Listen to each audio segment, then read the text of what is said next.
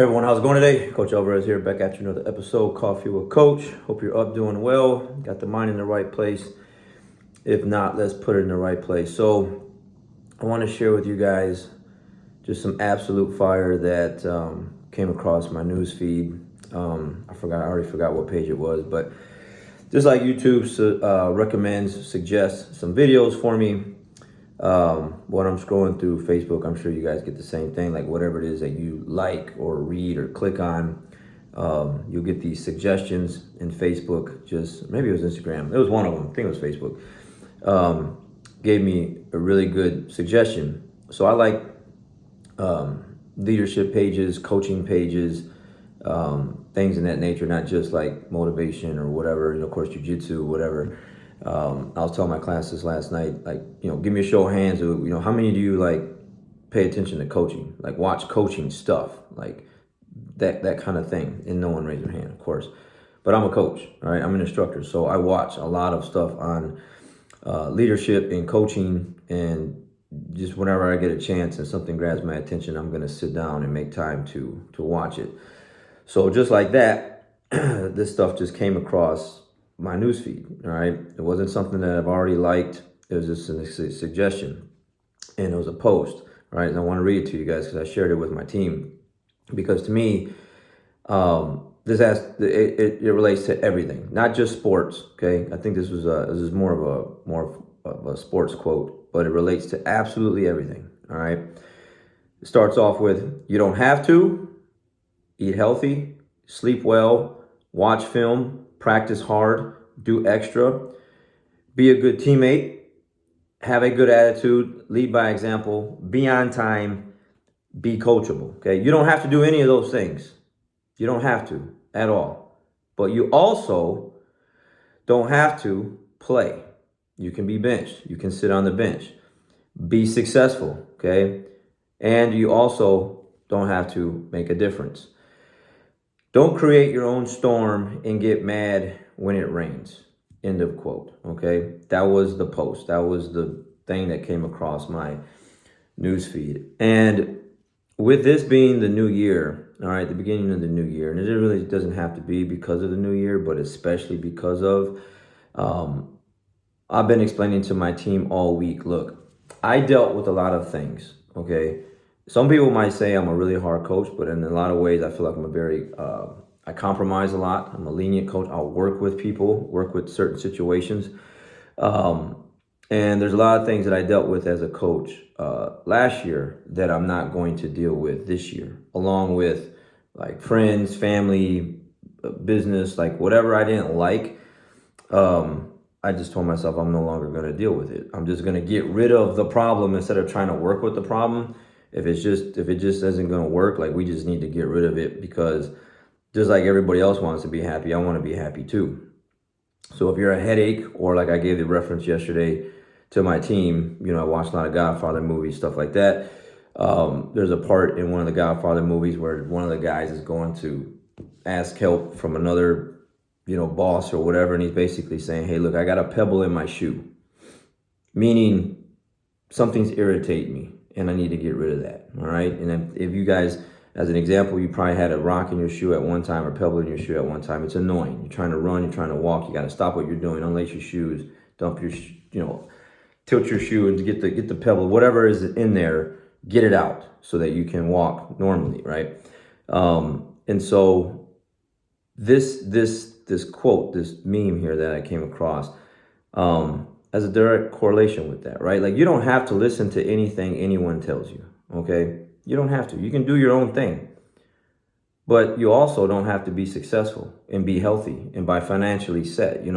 Last couple episodes I was talking about, credit scores and finances and stuff like that, because it plays a big part in your day-to-day lifestyle, your family, whatever you want to get, a house, you want to get a car, you want to, buy something. You can either get a good interest rate, really good one, and have a very low payment, or you can have a sucky credit score and have a high interest rate and pay extra money that you really don't have to pay, but you have to because you just didn't want to keep your finances in check, right?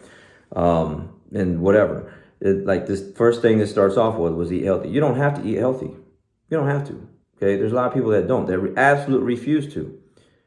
But they're way overweight. They have health problems left and right, like cholesterol, like blood pressure, diabetes, gout, like pick something, anything health wise. It's all caused from excessive eating, bad eating habits, drinking habits, smoking habits, whatever. Okay, we all know someone like that, right? They don't have to change, but they will continue to suffer with their health until they're no longer here. All right. People just don't like to be told what to do. People are not really telling you what to do. They're just suggesting, recommending, better things for you that you could do that would make your life a lot more healthier and easier, right? Like, you don't have to sleep well, okay? But there's repercussions for that too. Like, you don't sleep well, it will snowball effect into the next day, into the next week, to the next month, to where you're just like bags under your eyes, dragging, like, it can't function, right, properly without proper sleep. This is sports related, so of course, watch film. I tell my students this all the time, like you have a cell phone, okay? You don't have a flip phone. Like when I was in jiu-jitsu starting, white belt, blue belt, we had flip phones. I had a Motorola Razor. There was no video, there was no YouTube, no Facebook, no Instagram, where you had, like, I had extra time to like study, okay, by just picking up my phone. I had to actually like grab my TV VCR combo and put the VCR tape in there and watch the VCR tape, right? Or when the DVDs came out, you had DVDs, you slide that in there and you had to watch. But you don't have to do that no more. You have this stuff. So if you don't watch film and your teammates or your opponents are watching film, well, guess what? You're probably going to be, like one of the worst guys in the room or girls in the room, because they're watching and you're not watching, and they're getting better and you're not getting better, and maybe your growth is minimal and they're getting really good because they're taking the extra time to watch the film. This relates to jiu-jitsu too. Of course, practice hard. I got students that don't want to practice hard. They want to talk. They want to talk during the rounds. They want to, just take extra breaks when they shouldn't. And so what's happening? Their teammates or their opponents are surpassing them because they're training hard and they're not training hard. It's jiu-jitsu. It's what it is. It's a combat art. It's a combat sport. It's supposed to be hard. All right. Do the extra. Okay, I got students that will stay after class every single day and ask questions, or they'll ask their teammates questions, and they're working on moves, they're drilling, and they're picking each other's brains and this and that. And then you got the other students that just leave. Okay, those students that stick around and do those extra things are going to have to, they are going to get better, and the other ones that leave right away, they are not. Okay, and they don't ask questions. Being a good teammate. Okay, you don't have to be a good teammate, but you are going to lose teammates. Okay, the good teammates are going to gain other good teammates because they can sense and feel the that someone's trying hard. Someone wants to get better, so they're going to gravitate towards those people versus the ones that just really aren't good teammates. I was watching. I've been watching Man in the Arena with Tom Brady. Absolutely love it. I'm only on the third episode, going on to the fourth. I finished the third one last night. And Tom Brady's talking about that. Like these guys won three Super Bowls in 4 years because they held each other accountable. They called themselves the Edgers, and I'll get into that later. But they were good teammates to each other. And because of that bond that they had, they won 3 Super Bowls in 4 years, okay? Having a good attitude, okay? This is a huge problem for, like, a lot of people. Win, lose, draw, get tapped, get armbarred, get passed, get smashed. Like, you have to have a good attitude all the time. And if you don't have those things, if you don't have that, people can see that.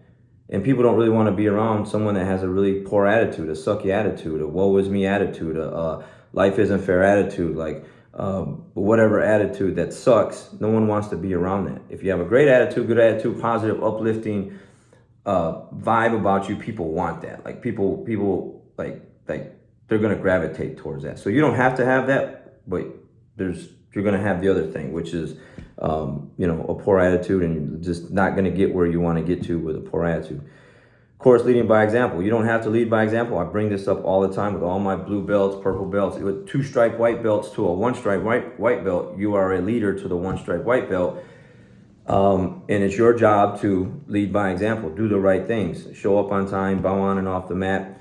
just do the right things and show the 1-stripe white belt. This is what a 2-stripe white belt is supposed to be like, so on and so forth. So leading by example. Me as a coach, whatever I ask my students to do, I'm in there doing it with them all the time. We're going to do sprints, I'm doing sprints. We're doing burpees, I'm doing burpees with them. Like we're going to do, like I'm going to turn off the clock and we're going to do a 15-minute round or a 20-minute round. I'm doing the 15, 20-minute round. And most of the time it's with someone half my age. It's a 20-year-old, somewhere in their 20s, brown belt or black belt beast. That's my size, and I'm 46 going on 47, and I'm working with one of the toughest guys in the room that's half my age, okay? So I'm leading by example all the time. Not sometime, all the time, all right?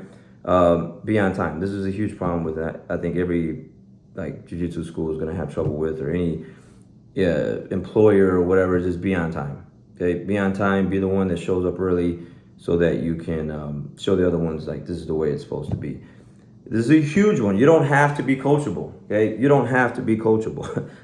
But don't expect people to give you extra goodies. Don't expect people to come out of their way to give you the extra stuff that they could give you, because you're not coachable. You don't want to hear it. You're not someone that can take advice or constructive criticism or whatever and use it to grow from it. And then those other students that are coachable, they're going to get all the goodies, all the attention, all the love, why? Because a coach loves that. I love that. Like I love the guys that are I was talking to one of my students last night, his name is Jackson, just young 20-year-old guy, and I have plenty of these. I'm just using him as an example because we were the last ones in the locker room together last night.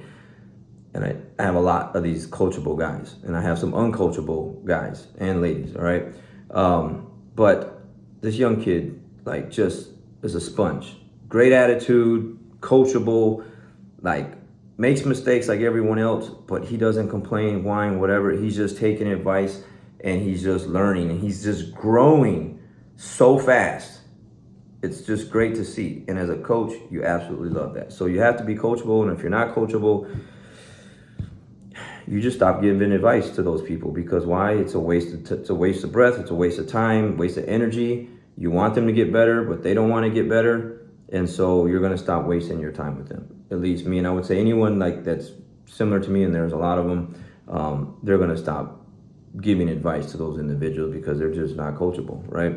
So again, you don't have to do any of those things, but again, you don't have to play, all right? And so for me, with my academy, it's always kind of been the rule, but I just never really enforce it. But I have already this week, this first week of the year. If you're not ready with your gi fixed and belt tied, I'm not letting you train the rest of the class. Okay, so let's give you an example. Let's say first round, bell rings, we just got done training, and it's time you have a minute 30 seconds, a minute 40 seconds to get a break, and you don't fix your gi, you don't tie your belt, and you don't get up off the mat right away, you don't get your drink of water right away, and you're not ready to shake hands with your next teammate, okay? By the time the bell rings, those individuals are done for the class. They're gonna sit out and they can't come back in. And if they don't like it, they can leave and leave for good. Because why? I want the class to run and flow like it's supposed to. So basically they're getting benched. And the same thing with any player that doesn't want to do all those other things that I mentioned: eat healthy, sleep well, watch film, practice hard, do extra, be a good teammate, have a good attitude, lead by example, be on time, be coachable. They're going to sit the bench, okay? So same thing with me. You don't have to do any of those things, but if you're not doing what you're supposed to, you're going to sit out, all right? Again, don't do any of those things, and you're not going to be successful. As successful as you could be. Some people say, "Oh, I'm pretty successful." Yeah, but you could be more successful if you did these other things. You could be more successful. You could be healthier. Your finances could be better. Your jiu-jitsu could be better. Everything around you could be better. But because you didn't want to do those other things that are being suggested to you, it's just you're not going to be where you could be. All right. So you're missing out. And then the last one is make a difference. If you don't want to do any of those other things, man, you're not going to make a difference. And everyone should be wanting to make a difference, making an impact in some sort of way. And I was listening to Eric Thomas the other day, you don't have to have where it involves money to make an impact. You know what I mean? We gave a lot of toys and food to the Mission Arlington these last couple months for the holidays, for the food drive and the Christmas toy drive. But there's other ways you can go help out. For example, like if you didn't have the money to donate, you could go and donate your time for free and help out some kind of way, or help someone out for free with no money involved and make an impact, And in jiu-jitsu, you make an impact, you make a difference by your level of play on the mat, by your attitude on the mat, your work ethic on the mat, you're taking care of your body like you're supposed to, being in shape. I told my class this last night. There's some guys that I haven't seen in a couple weeks because of the holiday. I get it, it's the holidays, but they checked out and they just checked back in. Well, guess what? They look 15 to 20 pounds heavier, and they're breathing heavy, and they're struggling on the mat. And guess what happens because of that?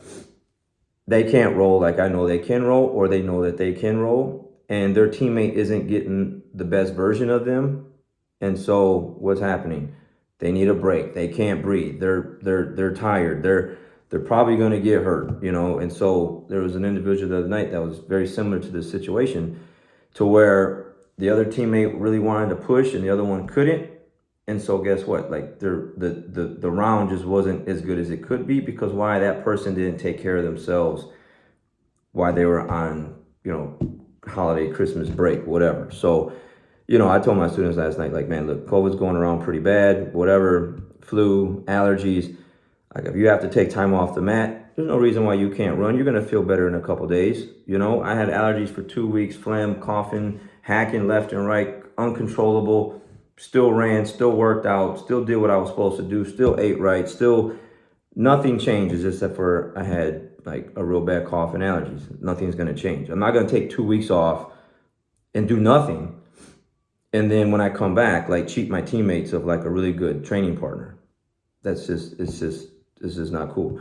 So again, you don't have to do any of these things, but don't expect greatness either. Like, don't expect money in your bank account, your credit score to get higher, your health to get better, your jiu-jitsu to get better, your lifestyle around you to get better, your relationships with your people around you to get better, if you just don't want to do those other things. Don't do the extra work. Not going to get the extra things. It's pretty simple, but to see this come across my newsfeed, it was just fire. So I had to share it. So again, don't create your own storm and then get mad when it rains. It's fire. All right, guys, have a great day. I'm out. Got to get some squats and pull-ups in before class starts. We'll see you.